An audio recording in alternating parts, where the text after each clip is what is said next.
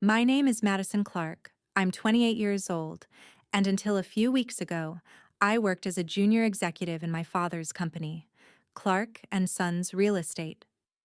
I've spent most of my life trying to prove that I belonged there, that I wasn't just his kid but a capable professional who could actually make him proud. But that illusion shattered 2 Fridays ago.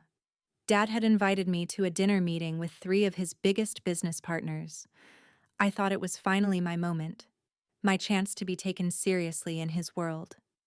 I wore my best navy suit, rehearsed updates about the projects I'd been leading, and walked into that restaurant with my heart pounding from a mix of fear and hope. Then it happened. When the waiter poured the wine and everyone settled, Dad stood up to introduce me. "This is my daughter Madison," he said with a chuckle that already made my stomach knot. Then he added, "She's basically our family's disappointment, but we love her anyway." The table erupted in uncomfortable laughter.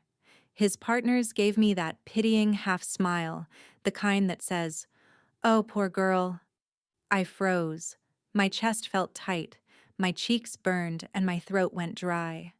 I smiled weakly, excused myself to the restroom, but I didn't come back to the table. I grabbed my coat, walked out into the chilly night air, and kept walking until the sound of clinking glasses and polite laughter faded behind me.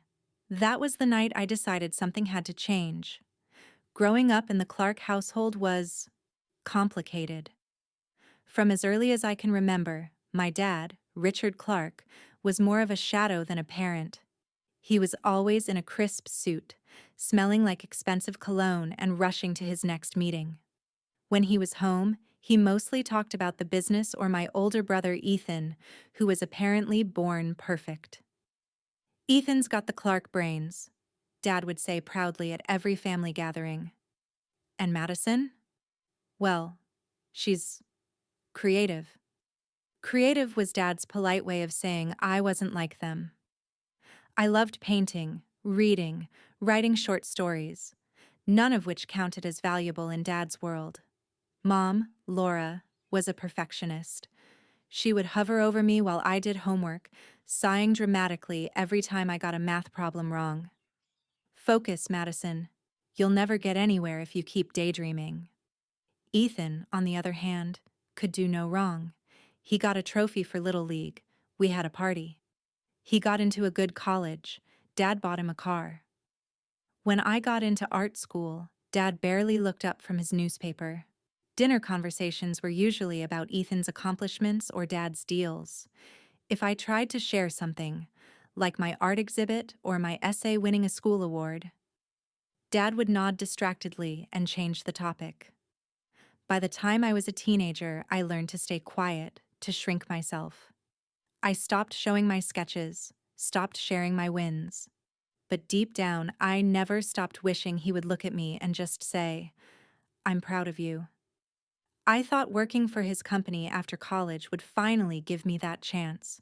Maybe if I became part of his empire, he'd see me as valuable, not just the quiet, artsy kid he never understood. I had no idea back then that I was just setting myself up for a deeper kind of hurt. Working at Clark and Sons wasn't glamorous.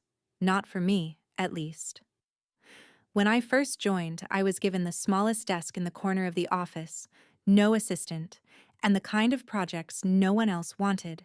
Filing compliance paperwork, fixing mistakes in old contracts, coordinating last-minute client meetings. Still, I took it as a challenge. I stayed late almost every night, learning the ropes, memorizing property codes, even doing online courses on real estate law just to make sure I didn't miss a detail. When a deal almost fell apart because someone forgot to submit zoning paperwork, I stayed up until 3 a.m. rewriting the proposal. It got approved. I thought Dad would finally acknowledge me. All he said was, "Good. Next time, catch it before it becomes a problem." I kept going. When Ethan messed up a $1 million negotiation by quoting the wrong numbers, I worked behind the scenes with the finance team to fix it before Dad found out. Ethan got praised for saving the deal. I didn't even get a thank you. Even socially, I tried to keep up appearances. I went to every business mixer, shook hands with every partner, smiled until my cheeks hurt.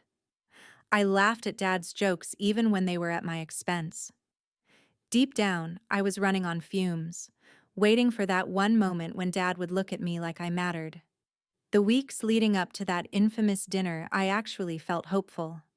I had just closed a tough contract on a new commercial property, a deal worth millions. Dad had been forced to admit in a meeting that my persistence made it happen. It was the closest thing to praise I'd ever gotten. So when he asked me to join him at that dinner, I thought, this is it. This is my moment. He's going to introduce me as his protege, as someone he trusts. I rehearsed my lines, picked the perfect suit, even treated myself to a new pair of heels I couldn't really afford. But all that hope would end up making what happened that night hurt 1,000 times more. The night of the dinner, I got there early. My palms were sweaty, but my heart felt proud. For once, I felt like maybe Dad saw me as more than just the extra. The restaurant was elegant, the kind with dim lighting and crisp white tablecloths. I sat quietly while Dad charmed his business partners, 3 older men in tailored suits who all clearly admired him. When the appetizers were served, Dad cleared his throat and said, "Gentlemen, I want you to meet my daughter, Madison. She works with us at Clark and Sons." I smiled, ready to finally be acknowledged. Then he chuckled and added, "She's basically our family's disappointment, but we keep her around to make the rest of us look good." For a moment, no one said anything. Then, one of the men gave a polite laugh. Another muttered, "Kids, right?" And the third raised his glass like it was a joke we were all in on. I wanted the ground to swallow me whole. I forced a weak smile, my throat tight, my heart pounding so hard it hurt. Even Ethan, who was sitting next to Dad, didn't say a word.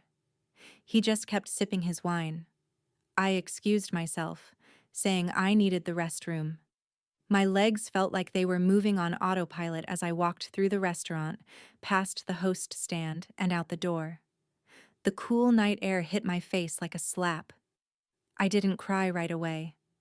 I just kept walking, past parked cars, past glowing shop windows, until my heels hurt and my chest felt like it might explode. When the tears finally came, they wouldn't stop. That was the moment I knew. I couldn't stay. Not in the company, not in this cycle of humiliation. Something had to break. And this time, it wasn't going to be me. The morning after the dinner, I sat in my apartment with puffy eyes and a half-drunk cup of cold coffee. My phone buzzed a few times, texts from Mom, Ethan, even Dad, but I couldn't bring myself to open them. I stared at my reflection in the dark TV screen and saw someone I didn't recognize, someone who kept begging for scraps of approval from a man who would never give them. That day, I typed up my resignation letter. No dramatic speech, no confrontation, just a short, polite email.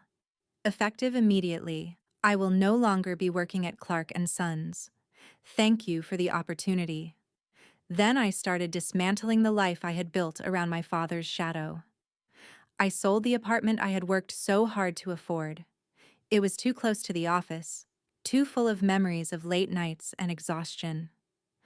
I packed what little I truly loved: my paints, a few books, a box of letters from college. 2 weeks later, I was in a small town 3 hours away, renting a tiny studio apartment above a bakery. It smelled like fresh bread every morning, and for the first time in years, I woke up without a knot in my stomach. I took a job at a local art supply store. Nothing fancy, but it paid the bills. I started painting again, just for me. At first, I felt guilty. I'd wake up thinking about what deals the company was closing or whether Dad was furious at me. But then, little by little, the guilt turned into relief. I met people who didn't know me as Richard Clark's daughter. They just knew me as Madison, the quiet girl who loved sketching at the park on Sundays. I started therapy, where I learned that I had been carrying years of emotional neglect on my back. I learned that my worth wasn't tied to whether my father respected me. The first time I hung one of my paintings in a local cafe, I cried, not because Dad would never see it, but because I realized I didn't need him to. For the first time in my life, I was living for myself. It took about 3 months before the first wave of messages started. Mom called me one Sunday afternoon, her voice syrupy sweet. "Madison, your father's been under a lot of stress. You leaving really hurt him. Can't you just come home and talk things out?" I almost laughed. Talk things out? I had spent years trying to talk, trying to be heard. When I didn't agree, she turned up the guilt. "Do you really want to be the reason your father's blood pressure spikes? He's not a young man anymore." A week later, Ethan called. His tone was softer, almost apologetic. "Look, Mads, Dad didn't mean it the way it sounded that night. You know how he jokes. He just doesn't know how to express himself."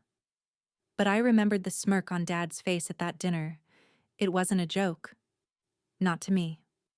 Then came the final straw. Dad himself sent me an email. Not an apology, not even a question.